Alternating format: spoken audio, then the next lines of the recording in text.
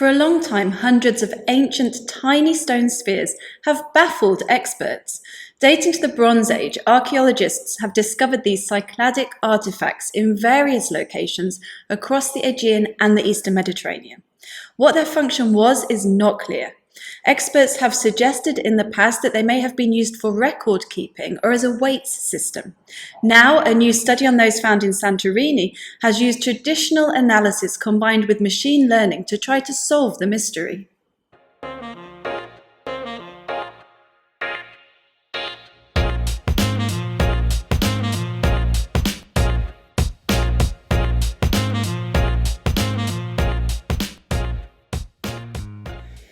A new study published in the journal Science Direct details the most recent analysis of the tiny lithic spheres that have been found in Crete, Cyprus and Santorini over the years. Researchers investigated 746 of these stone balls, which have been excavated from Akrotiri on the island of Thera, also known as Santorini. This is the largest collection of these stone balls found so far. Let's first take a look at the sophisticated Bronze Age town of Akrotiri to provide some context before we discuss these strange little spheres. Akrotiri was part of the Cycladic civilization, which flourished in the Aegean from around 3200 to 1050 BCE. The earliest habitation at the site dates back to the Neolithic, when it was a small fishing village. However, during the Bronze Age, it reached its zenith as an urban Cycladic settlement, which processed copper important to regional trade, had a complex drainage system, and paved its densely packed streets. Akrotiri was buried by the volcanic eruption that took place on Thera sometime in the middle of the 2nd millennium BCE. However, there's immense debate as to when exactly this took place, and if this really brought an end to the settlement. Previous earthquakes, followed by periods of rebuilding, are known to have taken place before the eruption, so it's thought this repeated seismic activity eventually led to the site's abandonment before it was destroyed completely by the volcano. Although it has earned the nickname the Pompeii of the Aegean due to the excellent preservation of the town underneath the volcanic ash, no bodies were found there, like they were at its Italian equivalent. Some experts see this as further evidence that the town had already been abandoned prior to the eruption, or at the very least evacuated at the last minute. Very few valuable objects were found there, which also suggests people took their most prized possessions with them because they had to leave in a hurry. Excavations began in 1867 and have been carried out ever since.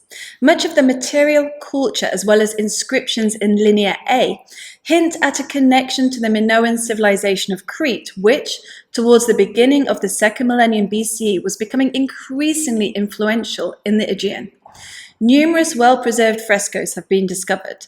This beautifully detailed fresco, referred to as the flotilla, was found in room 5 of the West House. From studying the frescoes, experts have determined that the artist used mineral-based pigments in many colours, including white, yellow, red, brown, blue and black, and that they sometimes painted on wet plaster, whereas at other times they let it dry first, which caused a variation in quality. The spring fresco was found covering 3 walls of the room referred to as Delta II and is now housed in the National Archaeological Museum of Athens. This is the only fresco discovered which covers 3 walls. Although very few valuable objects were found at Akrotiri, a lot of pottery of all shapes and sizes has been recovered, probably because it was seen as far too bulky to transport in an emergency. The style and decoration of the pottery points to craft specialization, something that's expected from sophisticated urban settlements. This gold goat figurine, known as the Golden Ibex and measuring 11 centimeters in length, was found in the area known as Zest 3 inside a clay chest. Evidence for it having been enclosed in a wooden box originally was also found. Goat's horns were discovered nearby, so its careful deposition shows how important it was to its owner, and its context near goat horns shows it was probably used for specific rituals. This is one of the few valuable objects to be recovered from the site. Now let's get to the tiny stone walls. Hundreds of lithic spheres have been recovered from Akrotiri in different excavations and have always been found in groups or clusters. The majority were unearthed during the most recent excavation. They vary in terms of size, colour and the type of stone they are made of.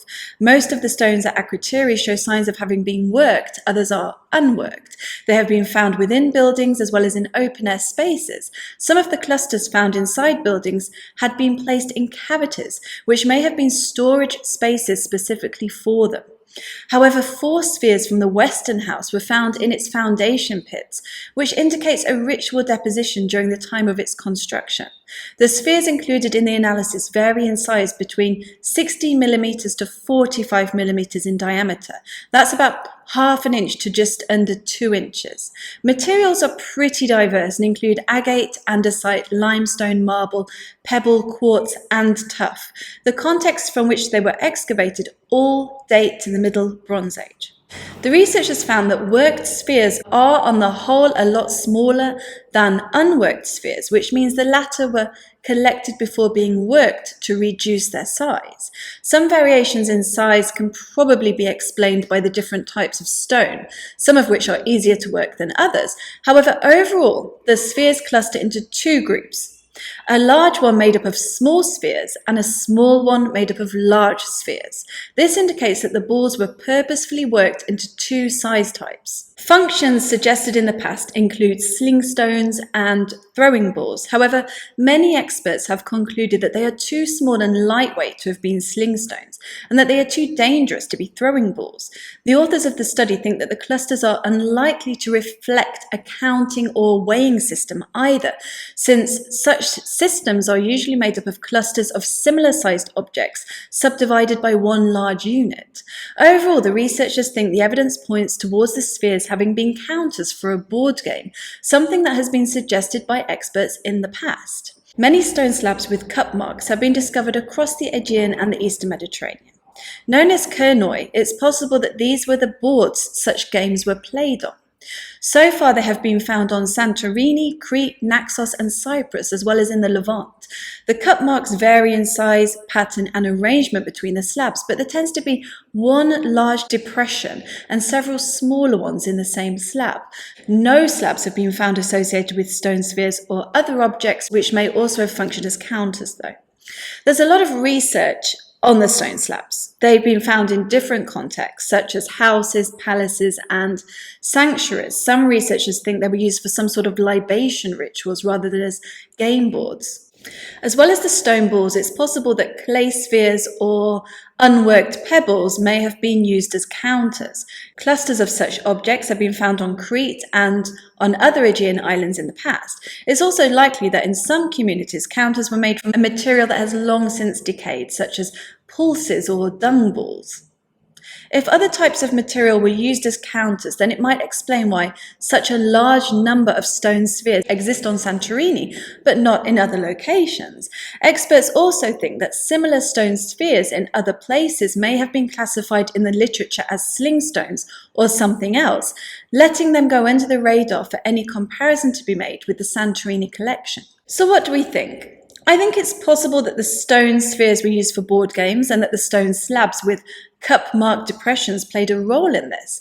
The fact that some stone spheres were found in the foundation deposits of a house in Santorini and that stone slabs with cup marks have been discovered in a variety of contexts, including Minoan sanctuaries on Crete, makes me wonder if such games had a ritual or divinatory component. I don't mean that that was necessarily their primary purpose, but it may have been a part of it.